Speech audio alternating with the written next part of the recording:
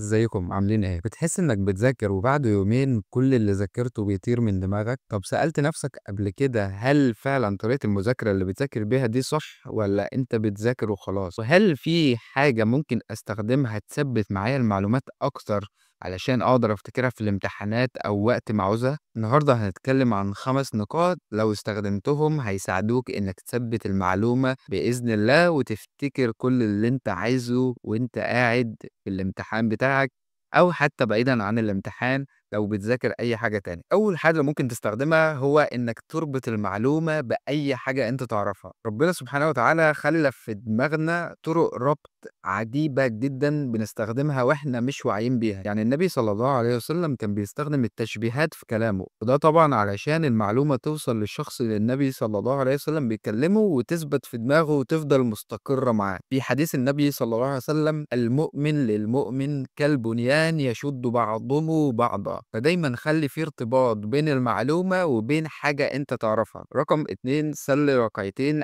قبل ما تبدأ أي جلسة مذاكرة ليك، وبعد ما تخلّص المذاكرة بتاعتك صلّي ركعتين بنية تثبيت المعلومات دي، لأن ربنا سبحانه وتعالى قال لنا: "وقال ربكم ادعوني أستجب لكم." تالت حاجة، بدل ما تذاكر احكِ اللي ذاكرته لنفسك. النبي كان بيكرر الكلام بتاعه 3 مرات في بعض الأحاديث علشان المعلومة تترسخ عند الصحابة. فبعد ما تخلّص الدرس بتاعك قوم وكلم نفسك، قُل: "أنا النهارده أنا فهمت النقطة دي والنقطة دي والنقطة دي وفهمتها علشان 1، 2، 3، ولو جرّبنا نعمل كده التجربة دي هتنفع معانا ودي مش هتنفع معانا." جرّب تكلم نفسك وتحكي المعلومات لنفسك. 4: اربط المعلومة بحدث معيّن. العقل بتاعنا بيحب يربط المعلومة بالوقت والحدث. يعني إحنا في رمضان دلوقتي، أنت أول ما بتبدأ في بداية رمضان بتفتكر أحداث معيّنة كنت فيها وأنت صغير، فالذاكرة بتبدأ تشتغل معانا. جرّب برضه تحفظ القوانين أو التعريفات بتاعتك وأنت ماشي، واربط المعلومات والتعريفات دي بحاجة حصلت لك في اليوم بتاعك النهارده، وهتتفاجأ إنك لمّا تيجي تحتاج المعلومة دي